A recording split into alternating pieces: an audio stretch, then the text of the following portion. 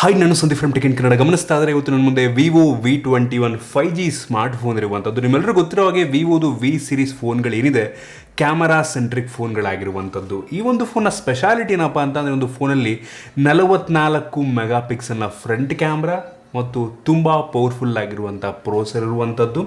ನಾನು ಈ ಒಂದು ವಿಡಿಯೋ ಮಾಡೋ ಟೈಮಲ್ಲಿ ಒಂದು ಫೋನ್ನ ಬೆಲೆ ಇನ್ನೂ ರಿವೀಲ್ ಆಗಿಲ್ಲ. ನನಗೆ ಅನ್ನಿಸ್ದಂಗೆ ಒಂದು ಫೋನ್ ಸುಮಾರು ಒಂದು 25,000 ಪ್ರೈಸ್ ರೇಂಜಲ್ಲಿ ಲಾಂಚ್ ಆಗ್ಬೋದು ಅಂತ ಅನ್ಕೋತೀನಿ. 25,000 ರೂಪಾಯಿಗೆ ಒಂದು ಫೋನ್ನ ಪರ್ಚೇಸ್ ಮಾಡ್ಬೋದಾ? ಏನು ಚೆನ್ನಾಗಿದೆ ಅದ್ರ ಬಗ್ಗೆ ಕಂಪ್ಲೀಟ್ ಡೀಟೇಲ್ ತಿಳಿಸ್ಕೊಡ್ತಾ ಇದ್ದೀನಿ. ಅದಕ್ಕಿಂತ ಮುಂಚೆ ನೀವು ನಮ್ಮ tech in Kannada YouTube channel subscribe ಮಾಡ್ಕೊಂಡಿಲ್ಲ, ಸಬ್ಸ್ಕ್ರೈಬ್ ಮಾಡ್ಕೊಳ್ಳಿ ಮತ್ತು ಬೆಲ್ ಐಕನ್ ಕೂಡ ಕ್ಲಿಕ್ ಮಾಡ್ಬೋದು. ಮೊದಲದಾಗಿ ಈ ಒಂದು ಫೋನನ್ನು ಅನ್ಬಾಕ್ಸ್ ಮಾಡೋಣ. ಗಮನಿಸ್ತಾ ಇದ್ರೆ ಈ ಒಂದು ಬಾಕ್ಸ್ ನಿಮಗೆ ಈ ರೀತಿ ನೋಡೋ ಸಿಗ್ತಾ ಇರುವಂಥದ್ದು. ಈ ಒಂದು ಬಾಕ್ಸನ್ನು ಓಪನ್ ಮಾಡಿದ ತಕ್ಷಣ ನಿಮಗೆ ಡೈರೆಕ್ಟಾಗಿ ಈ ಒಂದು ಫೋನ್ ನೋಡೋಕೆ ಸಿಗ್ತಾ ಇರುವಂಥದ್ದು. ಗಮನಿಸ್ತಾ ಇದ್ದಾರೆ ಫಸ್ಟ್ ಲುಕ್ಕಲ್ಲಿ ತುಂಬ ತಿನ್ನಾಗಿರುವಂಥ ಫೋನು, ತುಂಬ ಲೈಟ್ ವೆಯ್ಟ್ ಕೂಡ ಇರುವಂಥದ್ದು. ಇದನ್ನು ಪಕ್ಕಕ್ಕಿಟ್ಟರೆ ಈ ಒಂದು ಬಾಕ್ಸ್ ಒಳಗೆ ಗಮನಿಸ್ತಾ ಇದ್ರೆ ಒಂದು ಸಿಮ್ ಎಜೆಕ್ಷನ್ ಪಿನ್ ಇರುವಂಥದ್ದು ಮತ್ತು ಇದರಲ್ಲೇ user manual, quick start guide ಮತ್ತು ವಾರಂಟಿ ಕಾರ್ಡೆಲ್ಲ ನಿಮಗೆ ನೋಡೋಕೆ ಸಿಗ್ತಾ ಇರುವಂಥದ್ದು.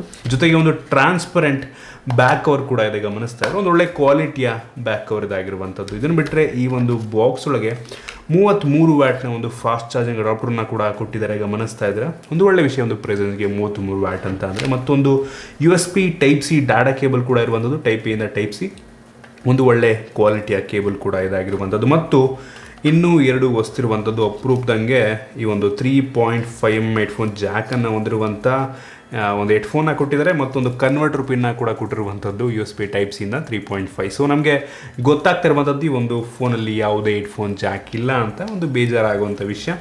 ಇನ್ನು ಡೈರೆಕ್ಟಾಗಿ ಈ ಒಂದು ಫೋನಿಗೆ ಬಂತು ಅಂತಂದ್ರೆ ಆಗಲೇ ನನಗೆ ತುಂಬ ಪ್ರೀಮಿಯಮ್ ಆಗಿ ತುಂಬ ತಿನ್ನಾಗಿರುವಂಥದ್ದು. ಸೂಪರ್ ಆಗಿದೆ ಲುಕ್ ಮಾತ್ರ. ಇದ್ರ ಬಗ್ಗೆ ಆಮೇಲೆ ಮಾತನಾಡೋಣ. ಇನ್ನು ಗಮನಿಸ್ತಾ ಇದ್ರೆ ಈ ಒಂದು ಬಾಕ್ಸ್ ಒಳಗಿರುವಂಥ ಕಂಪ್ಲೀಟ್ ಆಕ್ಸೆಸರೀಸ್ಗಳನ್ನು. ಮೊದಲಾಗಿ ಒಂದು ಫೋನ ಡಿಸೈನ್ ಮತ್ತು ಬಿಲ್ಡ್ ಕ್ವಾಲಿಟಿ ಬಗ್ಗೆ ಮಾತನಾಡಬೇಕಂತಂದರೆ ಆಗಲೇ ನನಗೆ ಒಂದು ಫೋನ್ ತುಂಬ ಲೈಟ್ ವೆಯ್ಟ್ ಇರುವಂಥದ್ದು, ಕೇವಲ 176 ಗ್ರಾಮನ್ನು ಹೊಂದಿರುವಂಥ ಫೋನ್ ಆಗಿರುವಂಥದ್ದು. ಆಯಿತಾ, ಫ್ರಂಟು ಮತ್ತು ಬ್ಯಾಕ್ ಎರಡೂ ಕೂಡ ಗ್ಲಾಸ್ ಆಗಿದ್ರೂ ಸಹ ವೆಯ್ಟ್ ತುಂಬ ಕಡಿಮೆ ಇರುವಂಥದ್ದು. ಆಯಿತಾ, ಒಂದು ಸೂಪರ್ ವಿಷಯ ಅಂತ ಹೇಳಕ್ಕೆ ಇಷ್ಟಪಡ್ತೀನಿ. ಫ್ರಂಟಲ್ಲಿ ನಿಮಗೆ ಟಿಯರ್ ಡ್ರಾಪ್ ನಾಚ್ ಸಿಗ್ತಾ ಇರುವಂಥದ್ದು. ನಿಮಗೆ ಫ್ರಂಟಲ್ಲಿ ಬೆಜಲ್ ಆಲ್ಮೋಸ್ಟ್ ಎಲ್ಲ ಕಡೆ ಕಡಿಮೆ ಇರುವಂಥದ್ದು. ಬಾಟಮಲ್ಲಿ ಒಂದು ಲೆವೆಲಿಗೆ ಬೆಜಲ್ ಕಡಿಮೆ ಇದೆ ಅಂತ ಅನ್ನಿಸ್ತದೆ ನನಗೆ. ಒಂದು ರೀತಿ ಫ್ರಂಟಲ್ಲಿ ಡೀಸೆಂಟಾಗಿ ಕಾಣುತ್ತೆ. ಸ್ಕ್ರೀನ್ ಗಾರ್ಡನ್ನು ಅವರು ಹಾಕಿದ್ದಾರೆ, ಒಂದು ಒಳ್ಳೆ ವಿಷಯ ಅಂತ ಹೇಳಕ್ಕೆ ಇಷ್ಟಪಡ್ತೀನಿ. ಇನ್ನು ಎಂದಕ್ಕೆ ಬಂತು ಅಂತಂದರೆ, ಇದು ಮ್ಯಾಟ್ ಫಿನಿಷನ್ನು ಹೊಂದಿರುವಂಥ ಗ್ಲಾಸ್ ಬ್ಯಾಕ್ ಆಗಿರುವಂಥದ್ದು. ಅಷ್ಟು ಈಸಿಯಾಗಿ ಸ್ಕ್ರ್ಯಾಚಸ್ ಆಗಲ್ಲ, ಸ್ಮಡ್ಜಸ್ ಕೂಡ ಅಷ್ಟೊಂದು ಆಗೋದಿಲ್ಲ. ಆಯಿತಾ, ಬಟ್ ಸ್ಟಿಲ್ ಬ್ಯಾಕ್ ಅವರು ಅವರೇ ಕೊಟ್ಟಿದ್ದಾರೆ, ಹಾಕೊಂಡ್ರೆ ತುಂಬ ಒಳ್ಳೆಯದು. ಹಿಂದ್ಗಡೆಯಿಂದ ತುಂಬ ಡಿಫ್ರೆಂಟಾಗಿ ಗ್ರೇಡಿಯಂಟ್ ಲುಕ್ ನಿಮಗೆ ಸಿಗ್ತಾ ಇರುವಂಥದ್ದು. ತುಂಬ ಚೆನ್ನಾಗಿ ಕಾಣುತ್ತೆ, ತುಂಬ ಪ್ರೀಮಿಯಮ್ ಆಗಿ ಕಾಣುತ್ತೆ. ಹಿಂದ್ಗಡೆ ನಿಮಗೆ ಟ್ರಿಪಲ್ ಕ್ಯಾಮ್ರಾ ಸಿಗ್ತಾ ಇರುವಂಥದ್ದು, ಮತ್ತೊಂದು ಸಿಂಗಲ್ LED ಫ್ಲ್ಯಾಶ್ ಇದೆ.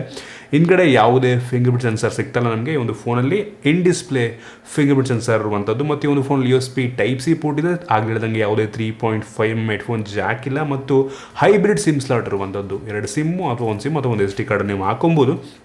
ಓವರಾಲ್ ಡಿಸೈನ್ ಮತ್ತು ಬಿಲ್ಡ್ ಕ್ವಾಲಿಟಿ ನನಗೆ ಈ ಒಂದು ಪ್ರೈಸ್ ರೇಂಜಿಗೆ ಚೆನ್ನಾಗಿದೆ ಅಂತ ಅನಿಸ್ತು. ಗ್ಲಾಸ್ ಬ್ಯಾಕ್ ನೀಡಿರುವಂಥದ್ದು ತುಂಬ ಖುಷಿ ಕೊಡ್ತು. ಆದರೆ ಇದು ಪ್ಲಾಸ್ಟಿಕ್ ಫ್ರೇಮ್ ಆಯಿತು, ಸ್ವಲ್ಪ ವೆಯ್ಟ್ ಕಡಿಮೆ ಮಾಡೋದಕ್ಕೆ ಪ್ಲಾಸ್ಟಿಕ್ ಫ್ರೇಮನ್ನು ಹಾಕಿದರೆ. ಅದು ಕೂಡ ಬಿಲ್ಡ್ ಕ್ವಾಲಿಟಿಯಲ್ಲಿ ಮಾತ್ರ ತುಂಬ ಪ್ರೀಮಿಯಮ್ ಆಗಿರೋ, ತುಂಬ ತಿನ್ನಾಗಿದೆ, ಹೆವಿ ಮತ್ತು ಲೈಟ್ ವೆಯ್ಟ್ ಕೂಡ ಇರುವಂಥದ್ದು. ಕೆಲವು ಜನಕ್ಕೆ ತುಂಬ ಇಷ್ಟ ಆಗುತ್ತೆ ಈ ಡಿಸೈನು. ಇನ್ನು ಡಿಸ್ಪ್ಲೇ ಬಗ್ಗೆ ಮಾತನಾಡಬೇಕಂತಂದರೆ, ಒಂದು ಫೋನಲ್ಲಿ 6.44 ಇಂಚಿನ ಫುಲ್ HD+ ರೆಸೊಲ್ಯೂಷನ್ ಹೊಂದಿರುವಂಥ ಅಮೋಲೆಡ್ ಡಿಸ್ಪ್ಲೇ ಇರುವಂಥದ್ದು. ಡಿಸ್ಪ್ಲೇ ಕ್ಲಾರಿಟಿ ತುಂಬ ಚೆನ್ನಾಗಿದೆ, ವ್ಯೂಯಿಂಗ್ ಆ್ಯಂಗಲ್ಸ್ ತುಂಬ ಚೆನ್ನಾಗಿರುವಂಥದ್ದು, ತುಂಬ ಬ್ರೈಟಾಗಿ ಕೂಡ ಇದೆ. ಕಲರ್ ಎಲ್ಲ ನನಗನ್ನಿಸ್ತದೆ ತುಂಬ ಆ್ಯಕ್ಯುರೇಟ್ ಆಗಿರುವಂಥದ್ದು, ವಿವಿಡ್ ಆಗಿದೆ. ಆಯಿತಾ, ಈ ಒಂದು ಡಿಸ್ಪ್ಲೇ ಏನಿದೆ ಇದು 90 ಹರ್ಟ್ಸ್ನ ರಿಫ್ರೆಶ್ ರೇಟನ್ನು ಕೂಡ ಹೊಂದಿರುವಂಥದ್ದು. ಒಂದು ಒಳ್ಳೆಯ ವಿಷಯ. 120 ಹರ್ಟ್ಸ್ನ ರಿಫ್ರೆಶ್ ರೇಟ್ ಇದೆ. ತುಂಬ ಸಖತ್ತಾಗಿರ್ತಿತ್ತು. 90 ಹರ್ಟ್ಸ್ ಕೂಡ ನಾಟ್ ಬೇಡ ಅಂತ ಹೇಳಕ್ಕೆ ಇಷ್ಟಪಡ್ತೀನಿ.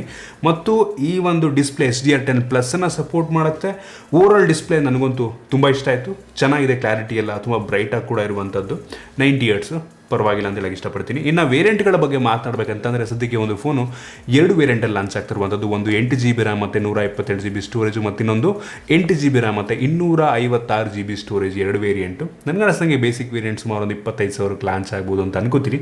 ಇದರಲ್ಲಿರುವಂಥ ರ್ಯಾಮ್ ಬಂದುಬಿಟ್ಟು LPDDR4X ರ್ಯಾಮ್ ಆಗಿರುವಂಥದ್ದು, ಮತ್ತು ಸ್ಟೋರೇಜ್ ಬಂದುಬಿಟ್ಟು UFS 2.2 ಸ್ಟೋರೇಜ್ ಆಗಿರುವಂಥದ್ದು. ಒಂದು ಒಳ್ಳೆಯ ವಿಷಯ ಈ ಒಂದು ಪ್ರೈಸ್ ರೇಂಜಿಗೆ.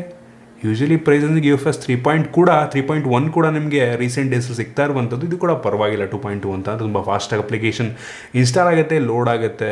ಸೊ ನಿಮಗೆ ಸ್ಮೂತ್ ಫೀಲನ್ನು ಕೊಡುತ್ತೆ ಅಂತ ನನಗಂತೂ ಅನಿಸುತ್ತೆ. ಮತ್ತು ಈ ಒಂದು ಫೋನಲ್ಲಿ 3GB ಎಕ್ಸ್ಟೆಂಡೆಡ್ ರ್ಯಾಮ್ ಕೂಡ ಇದೆ. ಆಯಿತಾ, ಎಕ್ಸ್ಟೆಂಡೆಡ್ ರ್ಯಾಮ್ ಅಂತ ಅಂದರೆ ಈ ಒಂದು ಸ್ಟೋರೇಜನ್ನೇ ಮೊನ್ನೆ ಹೇಳ್ತಾ ಇದ್ದೆ, ಸ್ಟೋರೇಜನ್ನೇ ರ್ಯಾಮ್ ರೀತಿ ಕನ್ವರ್ಟ್ ಮಾಡುತ್ತೆ. ಸೊ 8GB ರ್ಯಾಮ್ ಇದೆ. ಸೊ ನಿಮಗೆ ಅವಶ್ಯಕತೆ ಬಂದಾಗ ಸ್ಟೋರೇಜನ್ನೇ ಈ ಒಂದು ರ್ಯಾಮ್ ರೀತಿ ಕನ್ವರ್ಟ್ ಮಾಡ್ಕೊಳುತ್ತೆ. ಸೊ 11GB ರ್ಯಾಮ್ ಥರ ಕೆಲಸ ಕೆಲಸವನ್ನು ಮಾಡುತ್ತೆ. ಸೊ ಅದು ಅಷ್ಟೊಂದು ಎಫೆಕ್ಟಿವ್ ಆಗಿರಲ್ಲ, ಬಟ್ ಸ್ಟಿಲ್ ಕೆಲವೊಂದು ಸಲ ಅದು ಹೆಲ್ಪ್ ಆಗ್ಬೋದು. ಇನ್ನೂ ಒಂದು ಫೋನ್ ಇರುವಂಥ ಪ್ರೋಸರ್ ಬಗ್ಗೆ ಮಾತನಾಡಬೇಕಂತಂದರೆ ಒಂದು ಫೋನಲ್ಲಿ ಒಂದು ಮೀಡಿಯಾಟೆಕ್ ಪ್ರೋಸರ್ ಇರುವಂಥದ್ದು, ಮೀಡಿಯಾಟೆಕ್ ಡೈಮೆನ್ಸಿಟಿ 800U ಪ್ರೋಸರು, ತುಂಬ ಪವರ್ಫುಲ್ ಆಗಿರುವಂಥ ಪ್ರೋಸರು, 5G ಪ್ರೋಸರು. ನನಗನ್ನಿಸ್ದಂಗೆ ಆಲ್ಮೋಸ್ಟ್ ನೀವು ಯಾವ ಗೇಮನ್ನು ಬೇಕಾದರೂ ಒಂದು ಲೆವೆಲಿಗೆ ಹೈ ಸೆಟ್ಟಿಂಗಲ್ಲಿ ಆಡ್ಕೊಬೋದು ಆಯಿತಾ. ಸೊ ತಲೆಗೆಡ್ಸ್ಕೊಂಬಿಡಿ, ಇದ್ರ ಬಗ್ಗೆ ಒಂದು ಇನ್ಡೆಪ್ತ್ ವೀಡಿಯೋನ ನಾನು ಮಾಡ್ತೀನಿ.